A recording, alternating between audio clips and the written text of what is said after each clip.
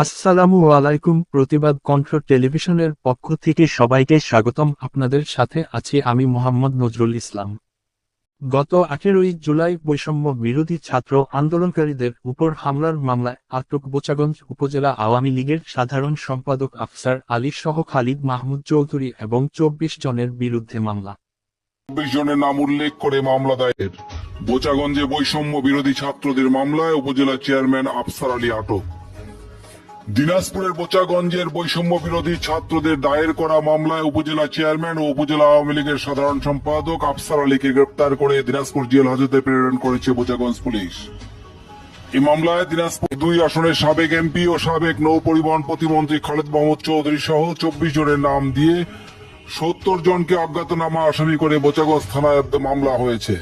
মামলা আসামিরা হলেন সাবেক নৌ পরিবহন প্রতিমন্ত্রী খালিদ মাহমুদ চৌধুরী, উপজেলা আওয়ামী লীগের সাধারণ সম্পাদক উপজেলা চেয়ারম্যান আফসার আলী, পৌর আওয়ামী লীগের সাধারণ সম্পাদক মোহাম্মদ কাউসার, তার পিএ আব্দুল বাসার, উপজেলা আওয়ামী লীগের সভাপতি আব্দুল সবুর, উপজেলা ছাত্রলীগের সাধারণ সম্পাদক ঈশান ইসলাম, কলেজ পাড়ার শাহজাহান আলী, সাবেক ছাত্রলীগ নেতা বাপ্পি সরকার, শহীদ পাড়ার শিমন ইসলাম, ছাত্রলীগ নেতা নাসিরুল ইসলাম নয়ন, শহীদ পাড়ার লিওন, মেহেদি হোসেন, হাজিপাড়ার রিয়াদ হোসেন, আটগাঁও পশ্চিম পাড়ার নাইম ইসলাম, সাবেক ছাত্রলীগ নেতা শাহনওয়াজ সৌরভ, শহীদ পাড়ার আশরাফুল ইসলাম আকাশ, আওয়ামী লীগ নেতা ছুটি, শেতাবগঞ্জ কলেজ শাখার ছাত্রলীগ সভাপতি শাওন ইসলাম, ছাত্রলীগ নেতা ঋত্বিক হোসেন, সমুদ্র ইসলাম, বড় মাঠপাড়ার সোহেল রানা, উপজেলা যুবলীগের সাধারণ সম্পাদক আশরাফ আলী তুহিন, রেল কলোনি পাড়ার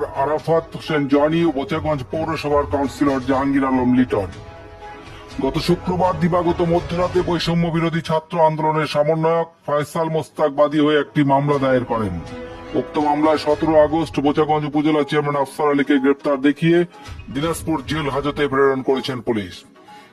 বোচাগঞ্জ থানার ভারপ্রাপ্ত কর্মকর্তা ওসি আবু বকর সিদ্দিক রাসেল মামলার বিষয়টি নিশ্চিত করে জানান, গত 18 জুলাই বোচাগঞ্জে বৈষম্য বিরোধী ছাত্র আন্দোলনের মিছিলে ছাত্রলীগ, যুবলীগ, আওয়ামী লীগের নেতাকর্মীরা হামলা করে মারপিট সহ ছাত্রীদের শ্লীলতাহানি ঘটায়।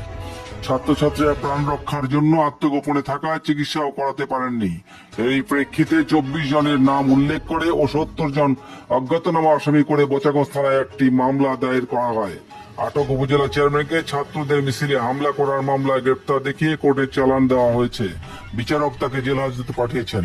অন্যান্য আসামিরা পলাতক রয়েছেন। উল্লেখ্য, গত 16 আগস্ট শুক্রবার সন্ধ্যায় বোচাগঞ্জ উপজেলা পরিষদের চেয়ারম্যান ও উপজেলা আওয়ামী লীগের সাধারণ সম্পাদক আফসার আলী গত 5 আগস্ট তার নিজ বাড়ি ভাঙচুর ও অগ্নিসংযোগের ঘটনায় বোচাগঞ্জ থানায় সাধারণ ডায়েরি করতে এলে বৈষম্য বিরোধী ছাত্র জনতা খবর পেয়ে থানায় ঘেরাও করে উপজেলা চেয়ারম্যান আফসার আলীর পদত্যাগের দাবিতে বিভিন্ন স্লোগান দিতে থাকে।